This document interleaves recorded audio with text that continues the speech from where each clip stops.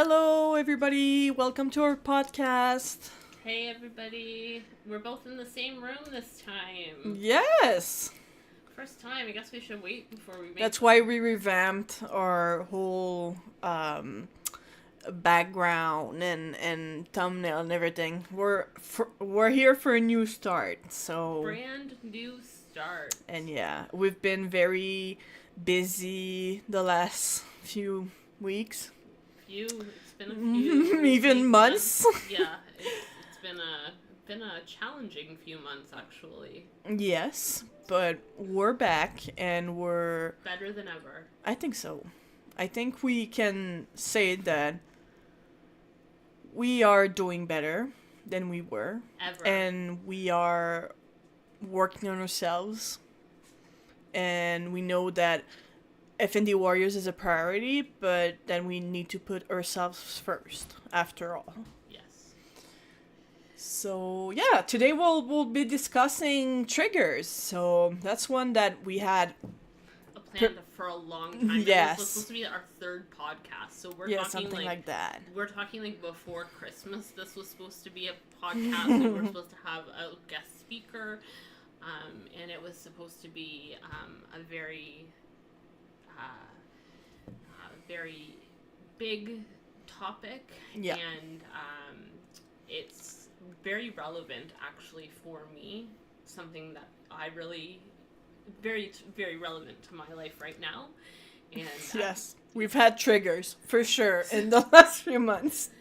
Maybe every single day we had triggers. Yeah, we definitely have had some triggers, and we want to know what some of your triggers are. And we want, in revamping FND Warriors, we want to hear your voices.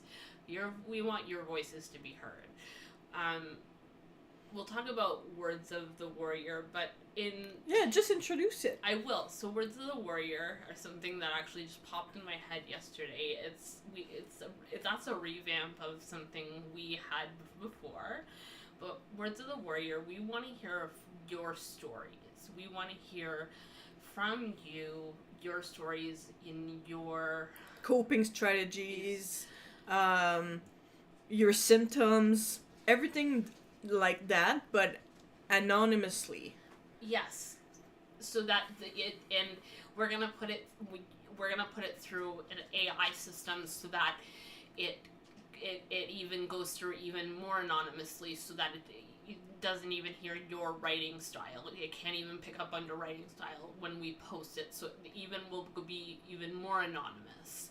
So, I really hope people are gonna participate, because we really want to raise awareness, and we know that everybody is different, but also in the FND community, we are all in this together. We have different symptoms, but finding someone that has the same symptoms, that gets it, that can relate, is a big deal with for people with FND.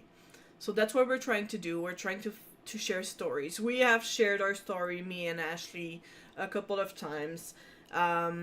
We heard so many stories on meetings and everything, but we want to make that a little bit more out there. We want there to be awareness, and we in us hearing people's stories, it's helped us in our coping. So we think in helping, it'll help other people if they hear other people's stories. We know that in some of our people that we're really close with, it has helped them as well.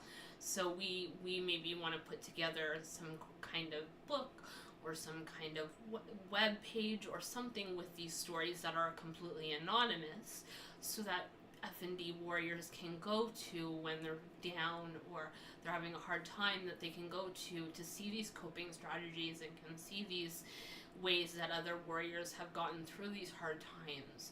So that's what we really want to do. So that's what these Words of a Warrior are, and that's what these stories are all about.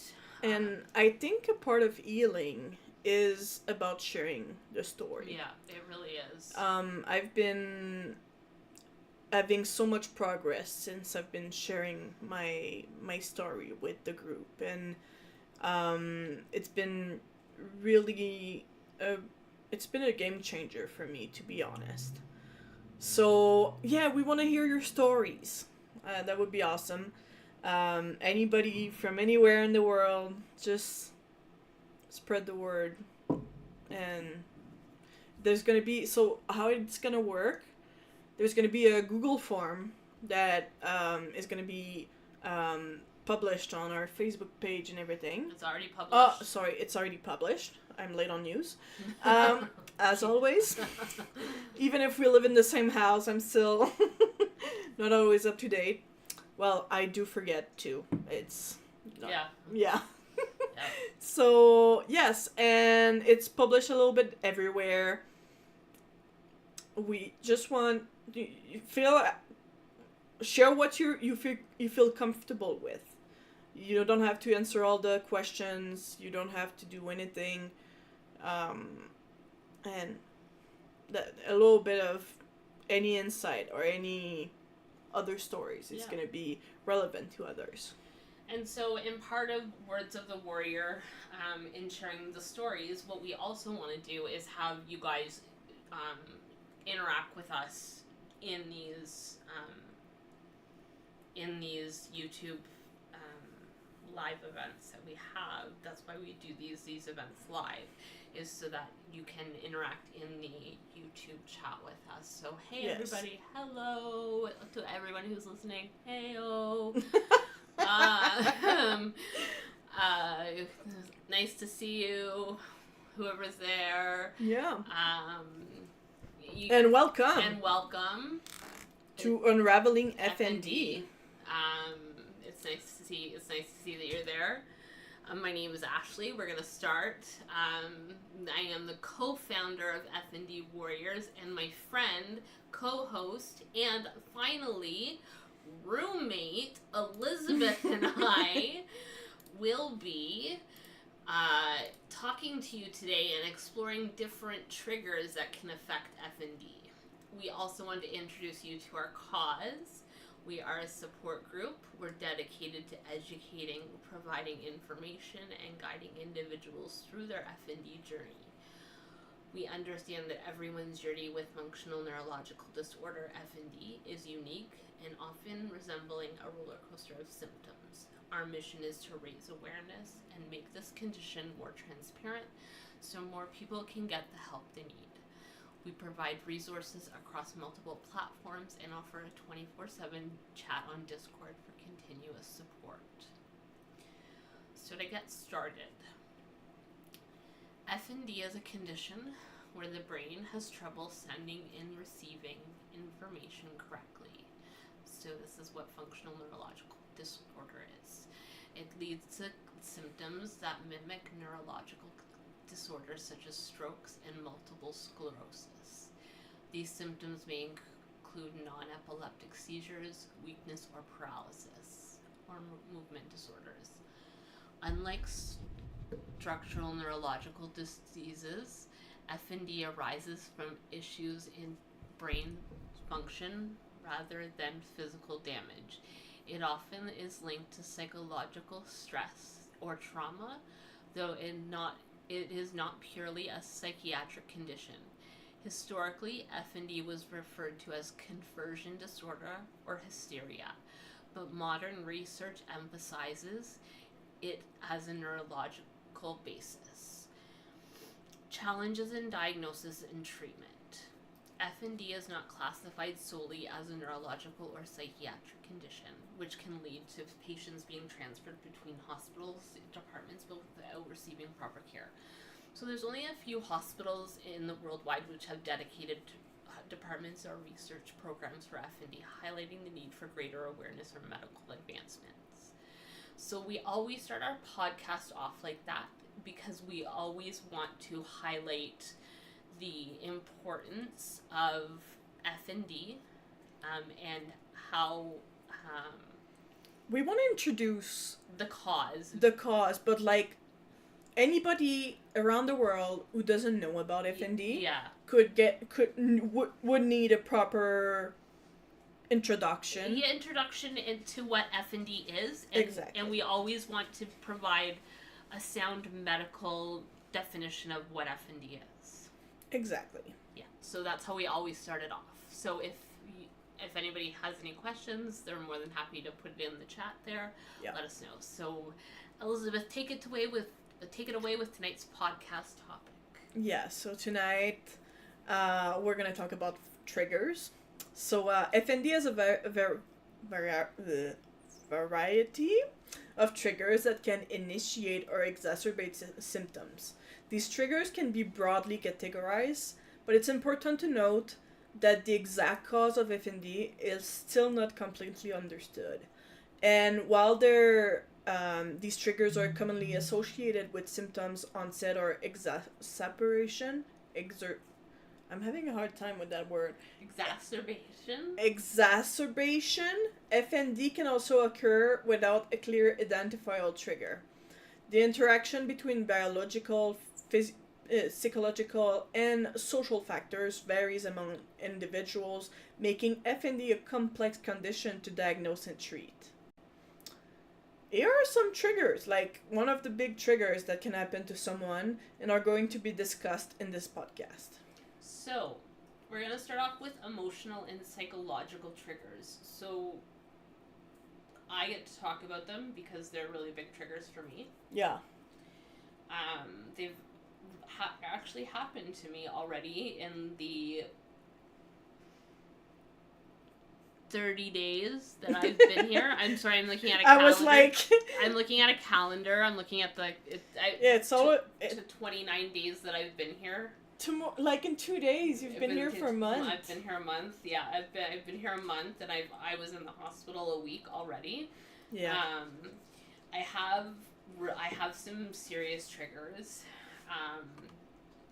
So they might involve reminders from past trauma, negative experiences such as smells, sounds, or even times of the day. These triggers can evoke small emotional responses like anxiety. Strong emotional. They're strong. Yeah, very You said small. Okay, sorry. Strong. No, it's fine. Yeah, sorry. This is hard for me to talk about. Strong emotional responses like anxiety, sadness, or panic. Emotional triggers are linked to conditions like PTSD, where everyday stimuli can bring back distressing memories. You want to share a couple of ones? Yeah. Because you've been telling me about those. Yeah, so some things that I have in the past. So I'm a childhood sexual abuse survivor. I am You just got out of a relationship.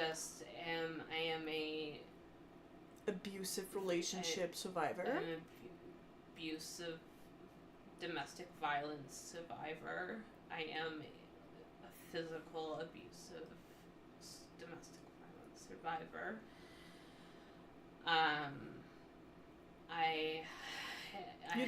I've been through a lot in my 39 years that I've been alive. It's been a lot, and I have never really felt safe in my life until I've been here with Elisabeth, and Aw. I honestly feel that way because I haven't been yelled at, and I haven't been. I felt safe. Yeah. Yeah, I get it. She's always telling me, like, it's so weird that I'm not being told to not do something or everything. It's been a month of discovery for you, that you can have a whole different world. Yeah. And yeah, so this has been actually a big part of last month. Emotional and psychological triggers, because we do, well, most of us have a trauma past, like, so it's really hard for us to just... I even woke up one day last week, or not last week, 2 weeks ago, unable to move my legs, and that's what led me to be in the hospital. And it was a dream, right? It was a dream. It was a dream. I don't know what the dream was about. It was about something from my past, but... And then you woke up, nothing was working down there. No, nothing was working below my legs. That was crazy. Yeah. And it took me a week, and I made it. I made my legs work in that week, but it took me a week to have them work again. It was incredible. You went from not feeling them, not being able to move them, to walking in a week. Because once they ruled out that it was anything physiological wrong with me, and they told me that it was psychological, and I know that this sounds bad. I know that this sounds bad, but I know that it was in my head.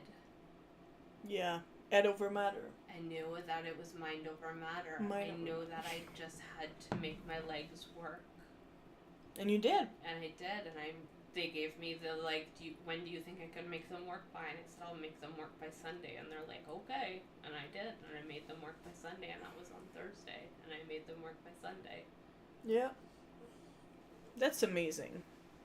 You're strong. The amazing thing was they let me have my dog in the hospital for the entire week. Yeah. That was the amazing thing. True. Yeah, so big topic. Big trigger. Emotional and psychological. We all have some, well, most of us. I want to say all because most of us have them. But like I said, it's important to know that it can have no apparent triggers, like nothing that makes sense can happen, and like you just wake up one day and you have FND, so you don't always have a trigger. No, it's like you can wake up from a surgery and have FND. Well, that's a big trigger for the body to be put under. So yeah, but I mean, I heard stories of people that are just waking up one day, or 1 minute they were good and the other they weren't, and there was no trigger, nothing really. So yeah. And then there's habitual behaviors. So certain behaviors or habits, like smoking or eating specific foods, can become triggers, like physiological reactions or learned associations, impacting moods or health. I feel that. I feel that too. I do things without even thinking about it. Like, I can't even think of them now, but I'm sure there's things that you've picked up on that I do. Yeah. Well, come on, say it. Like, there's things that I do. I'm weird. I'm so weird. Well, I'm such a weird person. You're not. You're as weird as me. So. I'm such a weird person. But, I don't know. I feel like when I feel low, or I feel like I'm getting triggered by something, usually there's going to be some habits that are going to come. Yeah. Like, smoking weed, like eating junk food. All the things. I know I need to get my mood up, but I'm doing all the things to get my mood down. Yeah. It's a very weird. It actually happened.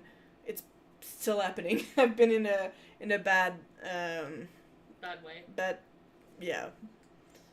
Well, it's been a couple of maybe 2 weeks that I'm really struggling with my mental health, and I just eat what I'm not supposed to eat. I was on a non-inflammatory diet for so long, since like October, and this week I was eating dairy. I was eating like grains, all the stuff that I shouldn't be eating, and that is really triggering my symptoms. I know this is inflaming my brain, and then my brain is I feel in my legs, I feel in my arms, like the moment I take food that are triggering. So yeah, that's one. Yeah. So there's also physical discomfort. Physical triggers can include pain, discomfort, or health-related stimuli like hospital environments or medical procedure, which might be particularly stressful for those with chronic illnesses or past traumatic medical experiences. Like me, like I just saw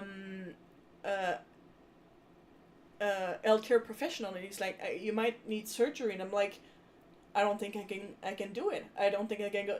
Like, I don't want another surgery to get me where I was. Yeah, you know. Exactly. You don't want to deal with that all over again. And all the like, nobody can tell, so they're just like, well, it's your call, and I'm like, that's a big call to do, because I don't want to get back to not be able to walk and not be able to do all those things. So, this one is, yeah, I'm just, medical experiences are a big one. And it's one of yours too. It's a big one. It's one of the big ones. I remember when you were in the hospital and you were just like, I don't feel good, just because it's the setting. It's the setting of the hospital. It brings back, they diagnosed me with medical PTSD because of how many medical procedures that I've been under, how many times I've been hospitalized, how many times I've been treated poorly in the hospital, especially in the province of Quebec.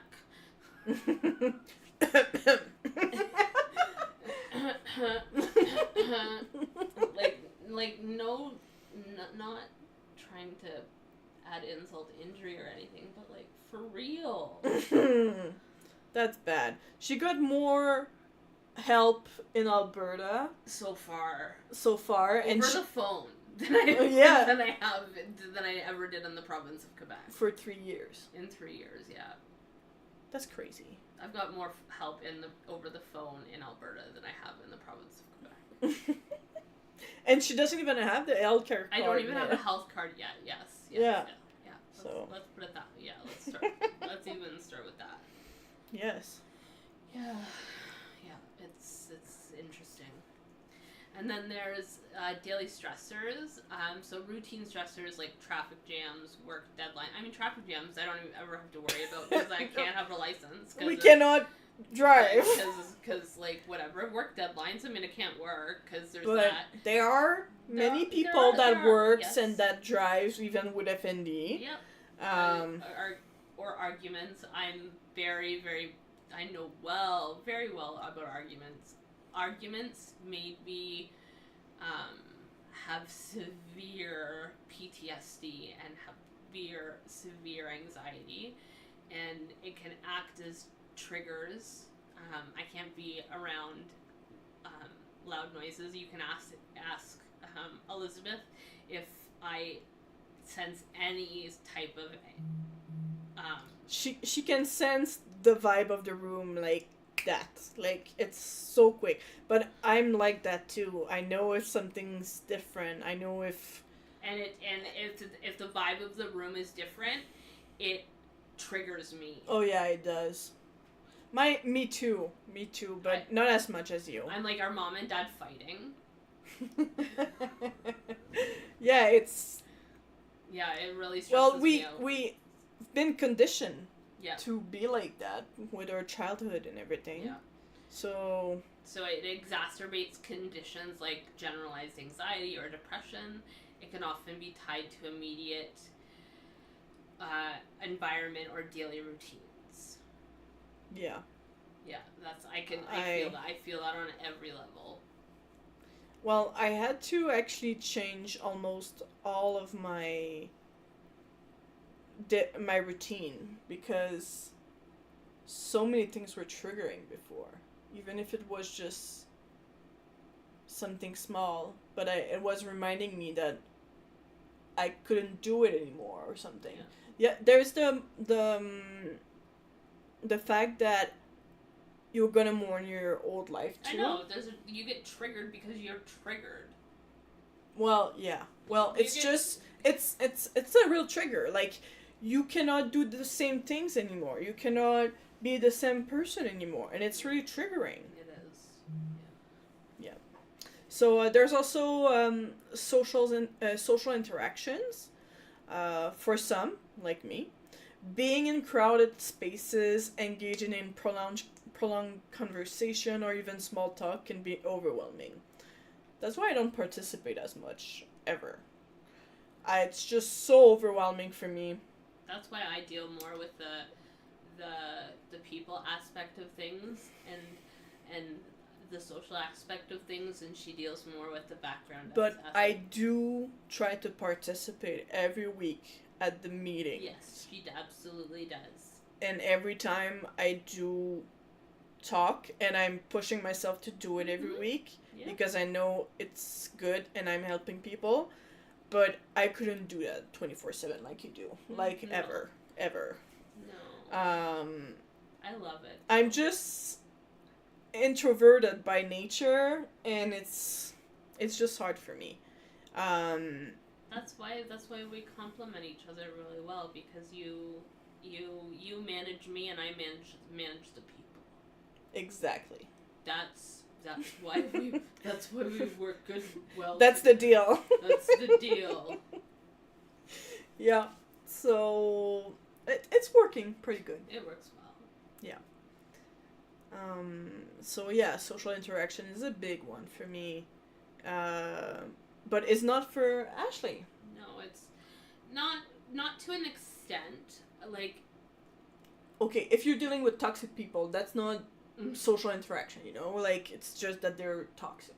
I can't like, if you're talking with someone that is good, that is healthy, you can talk to them like all the time. Yeah. Oh yeah, I can do that. But I can't do it. I can't talk to like 5 different people at once. I don't. Well, multitasking is another. Multitasking is. I don't deal well with multitasking. Yeah, well. Okay. It's just that me, even if I wanted to, I couldn't talk to people 24/7 ever. No, I could. That's why we're different. That's why we're complementary to each other. We sure are. It's working perfect. Then there's interpersonal conflicts. Disputes with family, friends, or colleagues can act as triggers. Mm-hmm. Oh yeah, family trigger, friends triggers, colleagues triggers. I've had all of those in the last year. In the last year, that's crazy. I don't know how I got through the last year of my life. Well, you also got you got diagnosed with FND too. Like, it wasn't a good year because your body would have told you. I need to put my feet up. You okay? No, I need to put my feet up.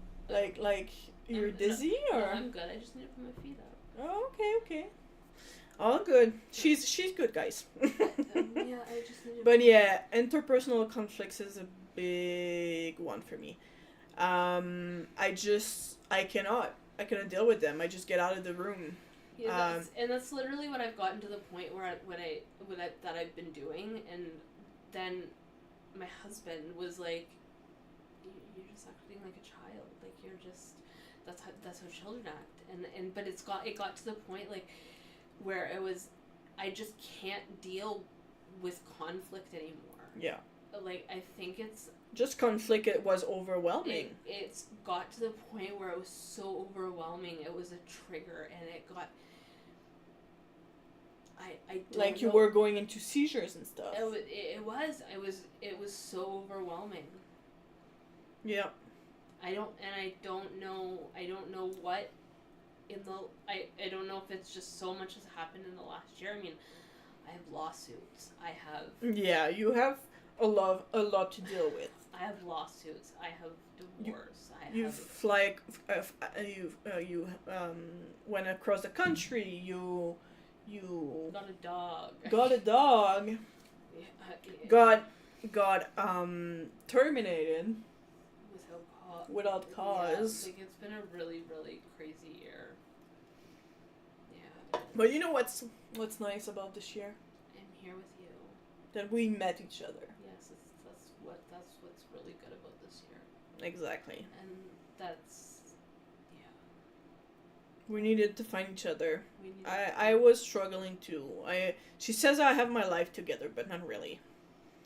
I I am able to contain myself a little more and just. I'm a hot mess, guys. Yeah, well, I cannot say you're not, so I'm just gonna agree with you. You just agree with me. I'm a hot mess. Lately, I'm a hot mess. Yeah, but it's fine. We talk it through and we make it work. Yeah. Oh. So yeah. Most of it is because I'm on sensory overload. Me too. Well, this one is a big one. Yeah, it can involve bright lights, loud or shrill sounds, strong smells, and overwhelming texture. I have all of them. Oh, you them. You didn't touch my pants the other day. I cannot touch most blankets.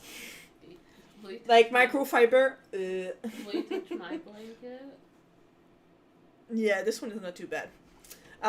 So yeah, we are like sitting with our blankets and just doing our thing here. We might post a picture of it after, of what we look like when we're podcasting.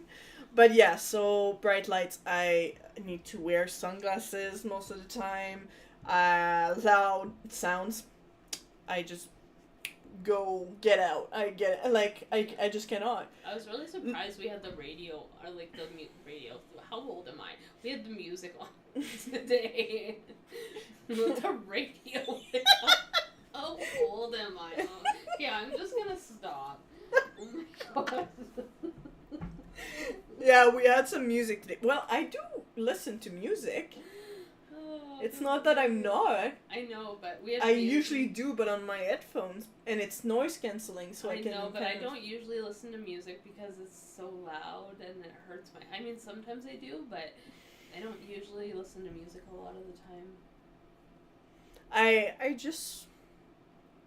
It's the comfort. Like, I need to listen to music that I know and everything, and it's comforting for me. Yeah. Calms me down. It was good today. It wasn't that bad because it wasn't so loud and it was in the living room, but it was okay. Well, that's what I liked because we were on the other side of the house. We had it like in a really background. It was good. And yeah, we might do that again. It was good. Yeah. But yeah, strong smells too. That blanket smells. It smells so pretty. It smells pretty. As I smell my blanket. Like, it smells like perfume, and perfume can overwhelm me so much. Yeah, I'll wash it again. maybe it's a new soap though. Like, I think it's the new soap. Damn it. Everything's gonna smell like it, and like. It's the way I do laundry. Makes sense. So which one is your big one in all of the one that we went through? Emotional and psychological triggers for sure. Yeah, I think so too. We know that. We know I'm crazy. Yeah, I would say mine is just living. No, but for real, like, I cannot say like one that I'm when I'm triggered, what am I triggered about? It's usually like life stuff. Yeah, you're usually triggered about me or life stuff. I'm not triggered by you. I know, I'm joking. You wouldn't be in my life. I was triggered by you. I was joking. Okay. But yeah, it's just so much. No, I know. Bending. Especially the last couple of days, you definitely were triggered by life stuff. Well, I've been triggered by life stuff all the time, like the whole time. Yeah. It's just that I've been handling it, and I was on a strike, and at some point, I was like, okay. Like Canada Post. What? You were on a strike like Canada Post. Like, most of the world is not gonna understand that joke. I know. Canada is going on a post strike Friday, I think. Okay. The mail is going on strike in Canada. I thought I'd make a funny joke. Haha. It's been the second one in like 6 months. Not funny. So yeah, but interpersonal conflicts Is yours? is mine. But I mean, I had to get everybody out of my life. Yeah, except. And the reason I was triggered so much on Saturday was because of a conflict with my partner. Mm-hmm. So like. And he's like the only person that you've like consistently kept in your life for a long time. I get it, but I'm not gonna say that he's not toxic at all. Like, I cannot say that. No. He loves me and I love him and we're really good together. Yeah. Still toxic in some ways. Of course. It's just so stressful. Every time, yeah. So everybody I think everybody is stressful in some ways. Like, I haven't met a lot of people that are not triggering or getting triggered. Well, no, that are triggering me. Yeah. I'm getting triggered too much. But I've been taking classes, actually, for... Yeah? Distress tolerance. Mental health classes. Yeah, DBT. Yeah. And it's been helping me. So this one is, the one I'm going through right now is distress tolerance. So to kind of get myself in the moment and be like, okay, you need to stop and relax and you need to make it work and deal with the situation after. Like, you cannot have a conversation or have, like, think clearly when you're overwhelmed. Mm-hmm.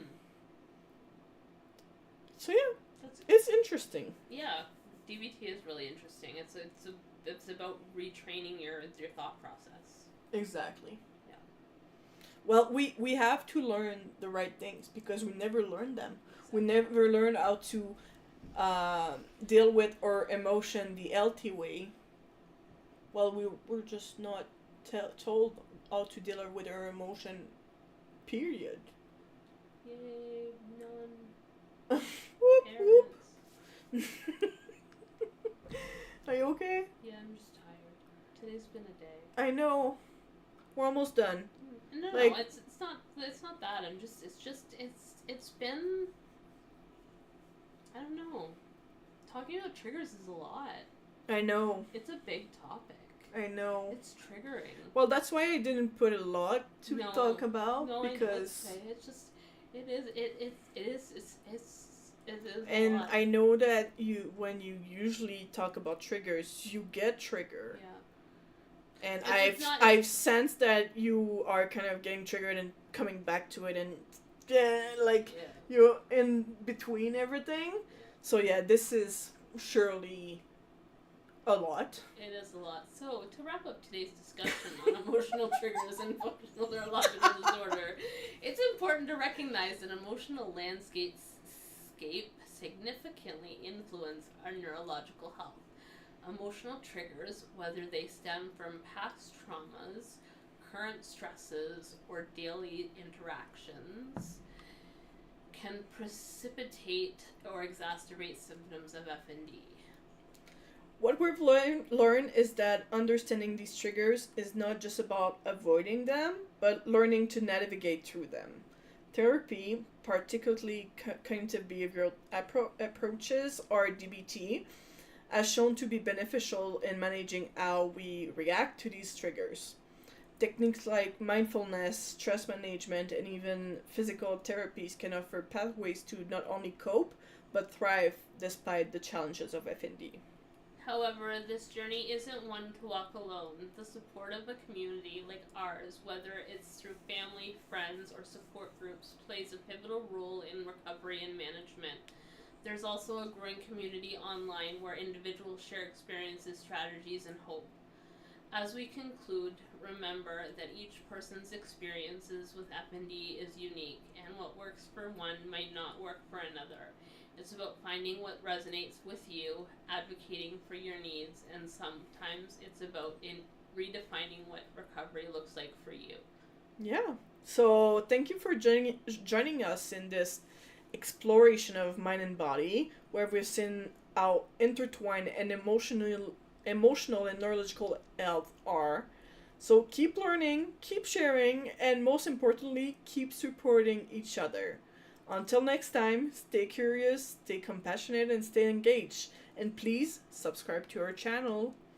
Thank you so much. Have a good night. Thank you. Have a great night.